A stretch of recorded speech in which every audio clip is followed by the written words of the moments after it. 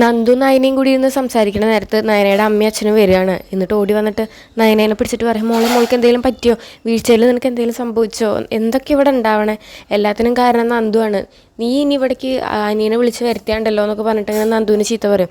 അപ്പോൾ നയന പറയും, എല്ലാതും അറിഞ്ഞു വെച്ചിട്ട് അമ്മ ഇങ്ങനെ പറയരുത്, അവൾ എന്ത് ചെയ്തു എന്നാൽ അവൾ ഇവിടെ നിന്ന് പുറത്തേക്കും കൂടി ഇപ്പം ഇറങ്ങുന്നില്ല, പിന്നെ അവൾ എന്തിനാ മീൻസ് അനിയനെ വിളിച്ചുകൊണ്ടിരുന്നത്, അനി എന്നെ കാണാനാണ് വരണതെന്ന് നന്നായിട്ട് അമ്മയ്ക്ക് അറിയുന്നതല്ലേ, പിന്നെ എന്തിനാ അമ്മ ഇങ്ങനെ പറയണേന്നൊക്കെ പറയും കേട്ടോ. അപ്പോൾ നന്ദു പറയും, ഇങ്ങനെയാണെങ്കിൽ ഞാൻ അവിടെ നിന്ന് ഇറങ്ങി പോവാം, അതാവുമല്ലോ നല്ലതെന്ന് പറഞ്ഞിട്ട് നന്ദു വീട്ടിൽ നിന്ന് ഇറങ്ങുകയാണ് കേട്ടോ. വീട്ടിൽ നിന്ന് ഇറങ്ങിയിട്ട് സ്കൂട്ടിയമ്മ അങ്ങനെ പോയിക്കൊണ്ടിരിക്കുകയാണ്. അങ്ങനെ റോഡ് സൈഡിൽ ഇങ്ങനെ വണ്ടി നിർത്തുമ്പോൾ അവിടെ അനി നന്ദു നിൽക്കുന്നത് കാണുമ്പോൾ അനി അവിടേക്ക് വരികയാണ്. എന്നിട്ട് അനി ചോദിക്കും, നീ എന്താ ഇവിടെ വന്ന് നിൽക്കണേ ചോദിക്കുമ്പോൾ അപ്പോൾ നന്ദു പറയും, നീ കാരണം എനിക്കിപ്പോൾ ഒരു സ്വസ്ഥതയില്ല, നീ എന്തിനാ എൻ്റെ വീട്ടിലേക്ക് ഇങ്ങനെ വരണേ എന്നൊക്കെ ചോദിക്കും.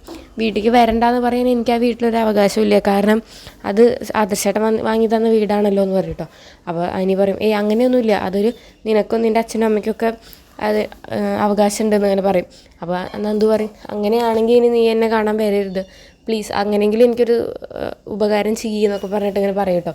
അപ്പോൾ അനി പറയും, ഞാൻ എൻ്റെ ഭാര്യയും തമ്മിൽ ഒട്ടും ഇഷ്ടത്തിലല്ല, അത് നിനക്ക് വേണമെങ്കിൽ വിശ്വസിച്ചാൽ മതി എന്ന് പറഞ്ഞിട്ട് അനി അവിടെ നിന്ന് പോവുകയാണ്. അതൊക്കെയാണ് ഇന്നത്തെ ഒരു എപ്പിസോഡിൽ.